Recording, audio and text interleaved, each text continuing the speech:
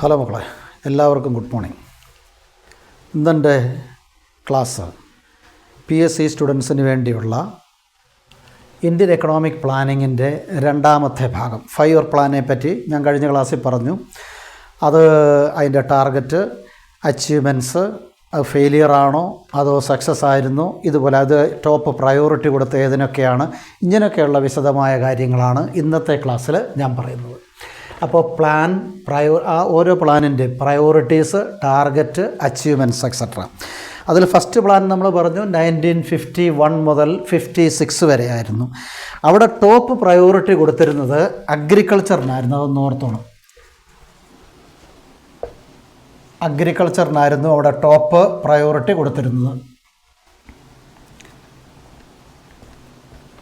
അപ്പോൾ top priority agriculture, irrigation, അതുമായിട്ട് ബന്ധപ്പെട്ട, പിന്നെ കൂടാതെ transport, communication, social service, national income raise ചെയ്യാനുള്ള മാർഗ്ഗങ്ങൾ, ഫേവറബിൾ പിന്നെ അങ്ങനെയൊക്കെയുള്ള കാര്യങ്ങളായിരുന്നു. പിന്നെ അന്നത്തെ ഒരു പ്രത്യേകത, ഫസ്റ്റ് പ്ലാനായിരുന്നു, നല്ല ഫേവറബിൾ മൺസൂണായിരുന്നു, നല്ല ഗുഡ് ഹാർവെസ്റ്റ് കിട്ടി. അതുകൊണ്ട് തന്നെ ഫസ്റ്റ് പ്ലാൻ സക്സസ് ആയിരുന്നു. അപ്പോൾ ഫസ്റ്റ് പ്ലാൻ ഏറ്റവും കൂടുതൽ ഇമ്പോർട്ടൻസ് കൊടുത്ത് അഗ്രികൾച്ചർ ആൻഡ് അലൈഡ് ആക്ടിവിറ്റീസ് ഓർത്തോണം.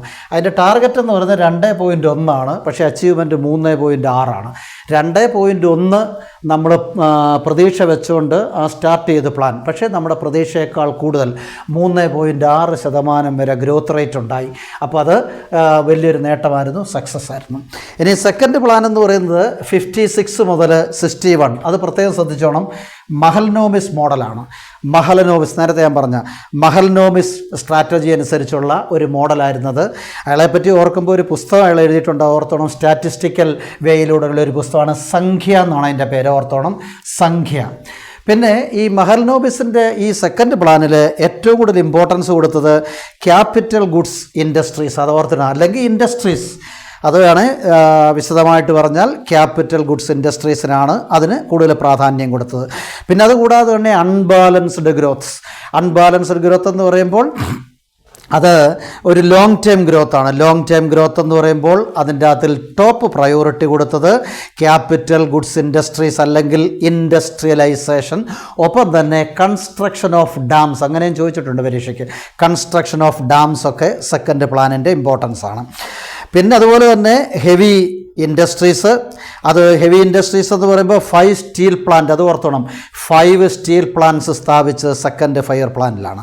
പിന്നെ അതുപോലെ ഹൈഡ്രോ ഇലക്ട്രിക് പവർ സ്റ്റേഷനുകൾ, പ്രോജക്റ്റുകൾ, അതുപോലെ തന്നെ എംപ്ലോയ്മെൻറ്റ് റേസ് ചെയ്യുന്ന പരിപാടികൾ, അതുപോലെ പബ്ലിക്കിൻ്റെ പർച്ചേസിങ് പവർ കൂട്ടുക എന്ന് പറഞ്ഞാൽ അവർക്ക് കൂടുതൽ ഇൻകം ഉണ്ടാക്കി കൊടുക്കുക, ഇതൊക്കെ കൊണ്ടുവന്നു.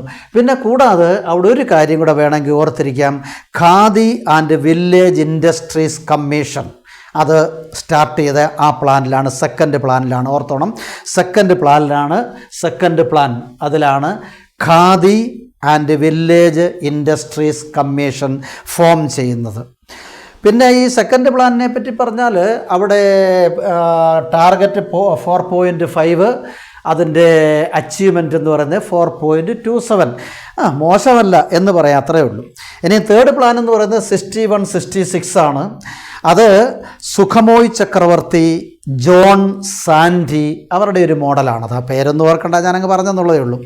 പിന്നെ അതിൻ്റെ ലക്ഷ്യങ്ങളെന്ന് പറയുന്നത് സെൽഫ് റിലയൻസ് ആയിരുന്നു. തേർഡ് പ്ലാനിൻ്റെ മെയിൻ ലക്ഷ്യം, അല്ലെ ടോപ്പ് പ്രയോറിറ്റി, സെൽഫ് റിലയൻസ്, അതുപോലെ തന്നെ സെൽഫ് ജനറേറ്റിംഗ് എക്കോണമി, ഓർത്തോണം. പിന്നെ പഞ്ചായത്ത് ഇലക്ഷൻ സ്റ്റാർട്ട് ചെയ്തത് തേർഡ് പ്ലാനിലാണ്. സ്റ്റേറ്റ് ഇലക്ട്രിസിറ്റി ബോർഡ് സ്റ്റാർട്ട് ചെയ്യുന്നത് തേർഡ് പ്ലാനിലാണ്. അതൊക്കെ ഒന്ന് ഓർത്തിരുന്നോണം. പിന്നെയുണ്ട് സെക്കൻഡറി എഡ്യൂക്കേഷൻ ബോർഡ്, ഇതും സ്റ്റാർട്ട് ചെയ്യുന്നത് ആ തേർഡ് പ്ലാൻ പീരീഡിൽ ആയിരുന്നു എന്ന് ഓർത്തോണം. പിന്നെ തേർഡ് പ്ലാൻ എന്ന് പറയുന്നത് വലിയ സക്സസ് അല്ലായിരുന്നു. കാരണം 5.6 ആണ് അതിൻ്റെ ടാർഗറ്റ്, പക്ഷേ അച്ചീവ്മെൻറ്റ് വെറും 2.4 ഉള്ളൂ കേട്ടോ. അവിടെ ഒരു 2 ഉണ്ട്.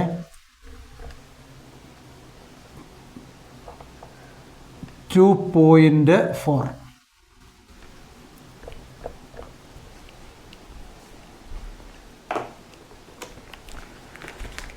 5.6 വരെയായിരുന്നു എൻ്റെ ടാർഗറ്റ്, പക്ഷേ കിട്ടിയത് വെറും 2.4 ഉള്ളൂ. അത് അതിന് കാരണം പറയുന്ന മുമ്പ് ഞാൻ പറഞ്ഞ പാക് വാർ, സീനോ ഇന്ത്യൻ വാർ, അതായത് ചൈനയുമായിട്ടുള്ള യുദ്ധം, ഇതൊക്കെയാണ് അതിൻ്റെ ഫെയിലിയറിന് കാരണം. അപ്പോൾ തേർഡ് പ്ലാൻ ടോട്ടലി ഫെയിലിയർ ആയിരുന്നു. പിന്നെ അത് കഴിഞ്ഞ് കണ്ടിന്യൂസ് ആയിട്ട് പ്ലാൻ പറ്റിയില്ല. കാരണം അതിന് ശേഷം വരുന്നത് ആനുവൽ പ്ലാൻസ് ആണ്, വാർഷികമായിട്ടുള്ള. അത് ഓർത്തിരുന്നോണം. ആനുവൽ പ്ലാൻസിനെ വിളിക്കുന്ന പേര് പ്ലാൻ ഹോളിഡേയ്സ് എന്ന് പറയും. ഇന്ത്യയിലെ പ്ലാൻ ഹോളിഡേയ്സ് ആനുവൽ പ്ലാൻസ് 66 മുതൽ 69 വരെയാണ്. 66, 69 3 ആനുവൽ പ്ലാൻസ് ആണ് അന്ന് ഏർപ്പെടുത്തിയത്. അത് ഓർത്തിരുന്നോണം. അപ്പോൾ പ്ലാൻ ഹോളിഡേയ്സ്. പിന്നെ ഫോർത്ത് പ്ലാൻ, അതിന് ശേഷം വരുന്നതാണ് ഫോർത്ത് പ്ലാൻ, 69 മുതൽ 74 വരെ. അത് ഗാഡ്ഗിൽ ഫോർമുലയുടെ ബേസിലായിരുന്നു. അതിൻ്റെ മെയിൻ ലക്ഷ്യങ്ങൾ ഗ്രോത്ത് ആൻഡ് സ്റ്റെബിലിറ്റി. ഇതൊക്കെ പ്രത്യേകം അവർ ചോദിക്കും, ഗ്രോത്ത് ആൻഡ് അല്ലെ ഗ്രോത്ത് വിത്ത് സ്റ്റെബിലിറ്റി. പിന്നെ അവിടെ ഏറ്റവും എടുത്തു പറയേണ്ട ഒരു കാര്യം ഫോർത്ത് പ്ലാനിലാണ് 14 മേജർ കൊമേഴ്ഷ്യൽ ബാങ്ക്സ് നാഷണലൈസ് ചെയ്തു. ഇന്ദിരാഗാന്ധി ആയിരുന്നു അന്ന് ഇന്ത്യൻ പ്രധാനമന്ത്രി. അപ്പോൾ 14 മേജർ കൊമേഴ്ഷ്യൽ ബാങ്ക്സ് പിന്നെ നാഷണലൈസ് ചെയ്തു. അത് ഓർത്തിരുന്നോണം. പിന്നെ അതുപോലെ അന്ന് വേറൊരു പ്രോഗ്രാം കൂടെ കൊണ്ടുവന്നു, drought, DROUGHT, drought prone area program, DPAP എന്ന് പറയും. അതും സ്റ്റാർട്ട് ചെയ്തത് ആ ഫോർത്ത് പ്ലാനിലാണ്. പക്ഷേ അതും ഒരു ഫെയിലിയർ ആയിരുന്നു. ഫോർത്ത് പ്ലാൻ കണ്ടല്ലേ, 5.6 ടാർഗറ്റ്, പക്ഷേ അച്ചീവ്മെൻറ്റ് 3.3 ഉള്ളൂ. അതുപോലെ പിന്നീട് വരുന്ന ഫിഫ്ത്ത് പ്ലാനാണ് 74 മുതൽ 79 വരെ ഫിഫ്ത്ത് പ്ലാൻ. ആ ഫിഫ്ത്ത് പ്ലാനിൻ്റെ ഏറ്റവും main top priority removal of പോവർട്ടിയാണ്. പോവർട്ടിയെ നിർമ്മാർജ്ജനം ചെയ്യുക, ദാരിദ്ര്യ നിർമ്മാർജ്ജനം. അതിന് പറയുന്ന പേര് ഗരീബി ഹഠാവോ. അത് ഓർത്തോണം, ക്വസ്റ്റ്യനാണ്, ഗരീബി ഹഠാവോ. അതോടൊപ്പം തന്നെ അന്നത് പിന്നെ കൂടാതെ തന്നെ സെൽഫ് റിലയൻസ് ഉണ്ടായിരുന്നു. 20 പോയിൻ്റ് പ്രോഗ്രാം, 20 പരിപാടി 1975 സ്റ്റാർട്ട് ചെയ്തു. പിന്നെ അതുപോലെ തന്നെ ഇന്ത്യൻ നാഷണൽ ഹൈവേ വരുന്നതും അന്നാണ്. അത് ഓർത്തോണം. ഇന്ത്യൻ നാഷണൽ ഹൈവേസ് ഒക്കെ ആരംഭിക്കുന്നത് ഫിഫ്ത്ത് പ്ലാൻ പീരീഡിൽ ആയിരുന്നു. പിന്നെ അത് കണ്ടിന്യൂസ് ആയിട്ട് 79 വരെ ചെന്നില്ല. കാരണം 78 ആയപ്പോൾ തന്നെ ഇവിടെ ഒരു ജനറൽ ഇലക്ഷൻ വന്നു. ഇന്ദിരാഗാന്ധി പുറത്തായി, ജനറൽ ഇലക്ഷൻ വന്നു 978. അന്ന് പുതിയൊരു പാർട്ടി, ജനതാ പാർട്ടി എന്ന് പറയും. അതിൻ്റെ ഹെഡ് എന്ന് പറയുന്നത് മൊറാർജി ദേശായി. ഓർത്തിരുന്നോണം, മൊറാർജി ദേശായി. അപ്പോൾ അദ്ദേഹം വന്നു കഴിഞ്ഞപ്പോഴത്തേന് നിലവിലിരുന്ന ഈ പ്ലാൻ, അതായത് ഫിഫ്ത്ത് പ്ലാന് അയാൾ അങ്ങ് പൊളിച്ചടുക്കി കളഞ്ഞു, വേണ്ടാന്ന് വെച്ചു. അയാൾ റിജക്റ്റ് ചെയ്തു. എന്നിട്ട് അയാൾ പുതിയൊരു പ്ലാൻ കൊണ്ടുവന്നു. പുതിയ രീതിയിൽ അയാളുടേതായിട്ടുള്ള ഒരു പ്ലാന് കൊണ്ടുവന്നിട്ടുണ്ട്. പിന്നെ അതുപോലെ ഒരു കാര്യം കൂടെ ഉണ്ട്, മിനിമം നീഡ്സ് പ്രോഗ്രാമും അന്നാണ് കൊണ്ടുവന്നത്, മിനിമം നീഡ്സ് പ്രോഗ്രാം. പിന്നെ ആ പ്ലാനിനെ പറ്റി പറഞ്ഞാൽ 4.4 ആയിരുന്നു അതിൻ്റെ ടാർഗറ്റെങ്കിൽ 4.8 അച്ചീവ്മെൻറ്റ്സ് ഉണ്ട്. അപ്പോൾ വലിയ കുഴപ്പമില്ലാത്തൊരു പ്ലാനായിരുന്നു അത്. പിന്നെ അത് കഴിഞ്ഞ് വരുന്നത് റോളിംഗ് പ്ലാൻ. ഓർത്തിരുന്നോണം, റോളിംഗ് പ്ലാൻ. ഈ റോളിംഗ് പ്ലാൻ എന്ന് പറഞ്ഞാൽ അന്നന്നത്തെ രീതി അനുസരിച്ച്, അതായത് ആ നിലവിലുള്ള സർക്കംസ്റ്റാൻസ് അനുസരിച്ച് പദ്ധതികൾ ആവിഷ്കരിക്കുക, അതിൻ്റെ ടാർഗറ്റ് കണ്ടെത്തുക, അതിൻ്റെ അച്ചീവ്മെൻറ്റ് നോക്കുക, എന്തെങ്കിലും മോഡിഫിക്കേഷൻ ചെയ്യണമെങ്കിൽ അതൊക്കെ ചെയ്യുക. അങ്ങനെ ഓരോ വർഷം നീണ്ടു നിൽക്കുന്ന കുറച്ച് കാര്യങ്ങളെ മാത്രം, അതായത് അവിടെ അതിൻ്റേതായിട്ടുള്ള ഒരു മോഡിഫിക്കേഷൻ. അപ്പോൾ സർക്കംസ്റ്റാൻസ് അനുസരിച്ച് പ്ലാനെ മോഡിഫൈ ചെയ്യുന്ന ഒരു രീതിയാണ്. അത് 5 ഇയർ പ്ലാൻ അല്ല. അപ്പോൾ അത് ഓർത്തിരുന്നോണം. റോളിംഗ് പ്ലാൻ അത് 78-80 കാലഘട്ടത്തിലാണ്. ഞാൻ മുമ്പേ പറഞ്ഞു, ജനതാ പാർട്ടി മൊറാർജി ദേശായി വന്നപ്പോൾ കോൺഗ്രസ് ഗവൺമെൻറ്റിൻ്റെ ഈ 5ാമത്തെ പ്ലാൻ റിജക്റ്റ് ചെയ്തു. എന്നിട്ട് അയാൾ പുതിയൊരു 6th പ്ലാൻ കൊണ്ടുവന്നു. ആ 6th പ്ലാനിനെയാണ് സത്യത്തിൽ നമ്മൾ റോളിംഗ് പ്ലാൻ എന്ന് പറയുന്നത്. പക്ഷേ അതും വിജയിച്ചില്ല. കാരണം എന്താണെന്ന് വെച്ചാൽ 6th പ്ലാന് റോളിംഗ് പ്ലാന് നമുക്ക് അതിൻ്റെ അച്ചീവ്മെൻ്റ് ഒന്നുമില്ല. പിന്നെ വരുന്നത് 6th പ്ലാനാണ്. 80-85 പിന്നെ 6th പ്ലാൻ വരുന്നു. അവിടെ പ്രധാനമായിട്ട് ഓർത്തിരിക്കേണ്ട ഒരു കാര്യം നബാർഡ്, അതായത് national bank for agriculture and rural development, NABARD start ചെയ്തത് ആ പ്ലാനിലാണ്. അത് 982 ജൂലൈ 12 ഓർത്തിരുന്നോണം, ജൂലൈ 12. പിന്നെ അതിനെ ഒരു റെക്കമെൻഡ് ചെയ്തൊരു കമ്മിറ്റിയുണ്ട്, ശിവരാമൻ കമ്മിറ്റി എന്ന് പറയുന്ന ആ കമ്മിറ്റിയാണ് അതിനെ റെക്കമെൻഡ് ചെയ്തത്. പിന്നെ അതിൻ്റെ കാര്യം പറഞ്ഞാൽ 5.2 ആയിരുന്നു അതിൻ്റെ ടാർഗറ്റ്. പക്ഷേ അച്ചീവ്മെൻറ്റ് 5.7 ആണ്. അപ്പോൾ അത് സക്സസ് ആണെന്ന് പറയാം, ഗ്രേറ്റ് സക്സസ് ആയിട്ട് നമുക്ക് വേണമെങ്കിൽ കണക്കാക്കാം. പിന്നെ വരുന്നത് 7th പ്ലാനാണ്. അത് 85-90 ആണ്, 85-90. അന്ന് രാജീവ് ഗാന്ധിയാണ്. കാരണം ഇന്ദിരാഗാന്ധിയാണ് ഈ 1980-ലും പിന്നെ അധികാരത്തിൽ വരുന്ന ഇന്ദിരാഗാന്ധി ആയിരുന്നു. ഓർത്തിരുന്നോണം, അന്ന് നമ്മൾ പറഞ്ഞ 1980 ബാക്കി ഒരു ആദ്യം 14 കൊമേഴ്ഷ്യൽ ബാങ്ക് നാഷണലൈസ് ചെയ്ത അവരാണ്. പിന്നീടൊരു 6 നാഷണലൈസ് ബാങ്ക് കൂടെ കൊമേഴ്ഷ്യൽ ബാങ്ക് കൂടെ നാഷണലൈസ് ചെയ്തു അവർ തന്നെയാണ് 1980. അതൊക്കെ ഞാൻ ബാങ്കിങ്ങിൻ്റെ ക്ലാസ്സിൻ്റെ അകത്തിൽ ഇട്ടിട്ടുണ്ട്. അപ്പോൾ പിന്നെ 7th പ്ലാൻ വരുന്നത് 85-90 ആണ്. 85-90 എന്ന് പറയുമ്പോൾ രാജീവ് ഗാന്ധി ആയിരുന്നു അന്ന് പ്രൈം മിനിസ്റ്റർ എന്ന് പറയുന്നത്. അതിൻ്റെ പിന്നെ പ്രധാനപ്പെട്ട ലക്ഷ്യങ്ങളെന്ന് പറയുന്നത് റേസിംഗ് ഫുഡ് ഗ്രെയിൻ പ്രൊഡക്ഷന്, അല്ലെങ്കിൽ total productivity, employment, social justice, ഇതൊക്കെയായിരുന്നു അതിൻ്റെ അകത്ത്. വലിയ മെച്ചമൊന്നും ഉണ്ടായില്ല. 7th പ്ലാന് 5 ആയിരുന്നു ടാർഗറ്റ്. അത് പക്ഷേ 6.01 വരെ വന്നു. അപ്പോൾ വേണമെങ്കിൽ ശകലം വിജയിച്ചെന്ന് പറയാം. 5.5-ൽ നിന്ന് 5 ആയിരുന്നു ടാർഗറ്റ്, 6.01 വന്നു. പിന്നെ ആനുവൽ പ്ലാൻസ് വരുന്നുണ്ട്. കാരണം കണ്ടിന്യൂസ് അല്ല, ഇപ്പോൾ പൊളിറ്റിക്കൽ ഇൻസ്റ്റെബിലിറ്റിയും കാര്യങ്ങളൊക്കെ നമുക്കുണ്ടായിരുന്നു, അതുകൊണ്ട് കണ്ടിന്യൂസ് ഒന്നുമില്ല. ആനുവൽ പ്ലാൻ 90-92 വരുന്നു. പിന്നീട് 8th പ്ലാൻ വരുന്നു. 8th പ്ലാൻ കണ്ടില്ല, 92 മുതൽ 97 വരെ. അവിടെ ഓർത്തിരുന്നോണം, HRD, ഹ്യൂമൻ റിസോഴ്സ് ഡെവലപ്മെൻറ്റ്, മനുഷ്യ വിഭവശേഷി വകുപ്പ് എന്ന് പറയുന്ന ഒരു പുതിയ സംവിധാനം അതായത് നമ്മുടെ വിദ്യാഭ്യാസ വകുപ്പ് തന്നെ അങ്ങനെ ഒരു സംഭവം കൊണ്ടുവരുന്നത്, അതിലാണ് HRD. പിന്നെ കൂടാതെ rapid economic growth in agriculture, manufacturing, modernisation of industry, trade, അതുപോലെ തന്നെ ഇതുപോലുള്ള കാര്യങ്ങളെല്ലാം അതിൻ്റെ അകത്ത് വന്നിട്ടുണ്ട്. അന്ന് നരസിംഹറാവു ആയിരുന്നു, PV നരസിംഹറാവു ആയിരുന്നു പ്രൈം മിനിസ്റ്റർ. കൂടെ അന്ന് അദ്ദേഹത്തിൻ്റെ ഫൈനാൻസ് മിനിസ്റ്ററായിട്ട് അയാളെ സപ്പോർട്ട് ചെയ്തത് മുൻ റിസർവ് ബാങ്കിൻ്റെ ഗവർണർ മൻമോഹൻ സിംഗ് ആണ്. പിന്നീട് നമുക്കറിയാം അദ്ദേഹം പ്രധാനമന്ത്രിയായിട്ടും വന്നിട്ടുണ്ട്. അതുപോലെ ഒരു കാര്യം കൂടെ വേണം അതിൻ്റെ അകത്തിൽ ഓർത്തിരിക്കുക, LPG ഓർമ്മയുണ്ടല്ലോ, അതായത് ഫ്രീ മാർക്കറ്റ് റിഫോംസ്, LPG അതായത് liberalisation, privatisation and globalisation start ചെയ്തതും ആ പ്ലാനിലാണ്, 8ാമത്തെ പ്ലാനിലാണെന്ന് പറയാം. ഇനി അതിൻ്റെ തലയിലെരുത്തെന്ന് പറഞ്ഞാൽ എത്ര? 5.6 ആണ്, 6.8 വരെ ഉണ്ടായി. അപ്പോൾ അത് വിജയമാണെന്ന് വേണേൽ പറയാം. 5.6 ആയിരുന്നു അതിൻ്റെ ടാർഗറ്റ്, 6.8 വരെ കിട്ടി.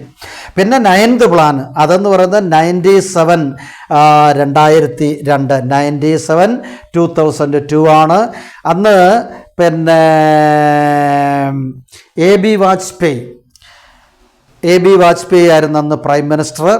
പിന്നെ അന്നത്തെ പ്രധാനപ്പെട്ടത് അത് പ്രൊഡക്റ്റീവ് എംപ്ലോയ്മെൻറ്റ് ഓപ്പർച്യൂണിറ്റീസ് റൈസ് ചെയ്യുക, സെൽഫ് റിലയൻസ്, അതുപോലെ സോഷ്യൽ ജസ്റ്റിസ്, ഇക്വാളിറ്റി ഒക്കെ. കൂടെ ഓർത്തിരിക്കേണ്ട ഒരു കാര്യം WCP അതായത് women's component plan, women empowerment എന്നൊക്കെ വേണേൽ പറയാം, സ്ത്രീ ശാക്തീകരണം, അതാണ് വിമൻസ് കമ്പോണൻ്റ് പ്ലാൻ. WCP വരുന്നത് അന്നാണ്, അത് ഓർത്തിരുന്നോണം ആ പ്ലാന് 6.5 ആയിരുന്നു ടാർഗറ്റ്, 5.4 മാത്രമേ അതിൻ്റെ അകത്തിൽ വിജയം കണ്ടുള്ളൂ. പിന്നെ 10th പ്ലാൻ വരുന്നു. 10th പ്ലാൻ 2002 മുതൽ 2007 വരെയാണ്. അവിടെ ടോപ്പ് പ്രയോറിറ്റി കൊടുക്കുന്നത് GDP ഗ്രോത്ത് റേറ്റ്, അതുപോലെ തന്നെ reduction in poverty, raising literacy rate, ഇതൊക്കെയായിരുന്നു. അതിൻ്റെ 8.1 ആയിരുന്നു ടാർഗറ്റ്, 7.7 ആണ് അച്ചീവ്മെൻറ്റ്. അതും പരാജയം എന്ന് വേണേൽ പറയാം. പിന്നെ വരുന്നത് 11th പ്ലാനാണ്, 2007-2012 ആണ്. അത് പ്രത്യേകം ശ്രദ്ധിച്ചോണം. ഇൻക്ലൂസീവ് ഗ്രോത്ത്, എല്ലാ മേഖലകളിലും ടോട്ടൽ ഗ്രോത്ത് റേറ്റ് റേസ് ചെയ്യണം എന്നുള്ള ഉദ്ദേശത്തോടു കൂടി കൊണ്ടുവന്ന ഒരു പദ്ധതിയാണ് ഇൻക്ലൂസീവ് ഗ്രോത്ത്. അത് 11ാമത്തെ പ്ലാനിൻ്റെ പ്രത്യേകതയാണ്. പിന്നെ അതുകൂടാതെ എഡ്യൂക്കേഷന്, skill development, reducing gender inequality, അതുപോലെ തന്നെ എൻവയോൺമെൻറ്റിൻ്റെ sustainability, agriculture, industry, service sector, അതുപോലെ ക്ലീൻ ഡ്രിങ്കിങ് വാട്ടർ ഫെസിലിറ്റി, ഇതെല്ലാം അന്ന് 11th പ്ലാനിൽ വരുന്നു. മൻമോഹൻ സിംഗ് ആയിരുന്നു പ്രധാനമന്ത്രി. പിന്നെ വരുന്നത് അതിൻ്റെ അച്ചീവ്മെൻറ്റ്, ഗ്രോത്ത് അച്ചീവ്മെൻ്റ് എന്ന് പറയുന്നത് 9 ആണ് അതിൻ്റെ ടാർഗറ്റ്. അച്ചീവ്മെൻറ്റ് 7.9, വേണമെങ്കിൽ റൗണ്ട് ചെയ്ത് 8% എന്ന് പറയാം. അതും വിജയിച്ചില്ല. പിന്നെ ലാസ്റ്റ് പ്ലാൻ 12th പ്ലാനാണ്. 2012 മുതൽ 17 വരെയാണ്. അതിൻ്റെ ഏറ്റവും പ്രധാനപ്പെട്ട top priority faster, sustainable and inclusive ഗ്രോത്താണ്. പലപ്പോഴും ചോദിച്ചിട്ടുണ്ട്. കൂടെ അഗ്രികൾച്ചർ, മാനുഫാക്ചറിങ്, പവർ ജനറേഷന്, അതുപോലെ തന്നെ പോവർട്ടി ഇറാഡിക്കേഷന്, പിന്നെ അങ്ങനെയുള്ള അതുപോലെ complete electricity services to all villages, എല്ലാ വില്ലേജിലും ഇലക്ട്രിസിറ്റി, ഇതൊക്കെയായിരുന്നു അതിൻ്റെ ഉദ്ദേശം. പക്ഷേ അത് വലിയ ഫെയിലിയർ ആയിരുന്നു. 8.2 ആയിരുന്നു ടാർഗറ്റ്, പക്ഷേ ലെസ് ദാൻ ടാർഗറ്റാണ് അതിൻ്റെ അച്ചീവ്മെൻ്റ് എന്ന് പറയുന്നത്. ഇത്രയും കാര്യങ്ങളാണ് ഈ പ്ലാനിനെ പറ്റി. നിങ്ങൾ ഇതിൻ്റെ അതിലൊരുപാട് ക്വസ്റ്റ്യൻസ് നിങ്ങൾക്ക് കിട്ടും, ഓർത്തിരുന്നോണം. പലതും ഞാൻ അണ്ടർലൈൻ ചെയ്ത് പറഞ്ഞു, അല്ലാത്തത് ഞാൻ പറഞ്ഞിട്ടുണ്ട്. പിന്നെ പൊതുവെ പറഞ്ഞ ഒരു വിലയിരുത്തൽ, ഒരു കൺക്ലൂഷനിലോട്ട് എത്തിയാൽ പലപ്പോഴും നമ്മൾ നോക്കിയാൽ പല ഡിഫക്റ്റുകളും ഉണ്ട് ഇതിൻ്റെ അകത്തിൽ. പിന്നെ നമുക്ക് അച്ചീവ്മെൻ്റ് ഉണ്ടെങ്കിലും ഡിഫക്റ്റുകൾ ധാരാളമുണ്ട്. കാരണം എന്താണെന്ന് ചോദിച്ചാൽ ഓവറോൾ സ്ലോ ഗ്രോത്ത് റേറ്റ് ആയിരുന്നു. അഗ്രികൾച്ചറിന് ആദ്യമേ ഇമ്പോർട്ടൻസ് കൊടുത്തുള്ളൂ, പിന്നെ അഗ്രികൾച്ചർ സെക്ടറിനെ നെഗ്ലക്റ്റ് ചെയ്തു.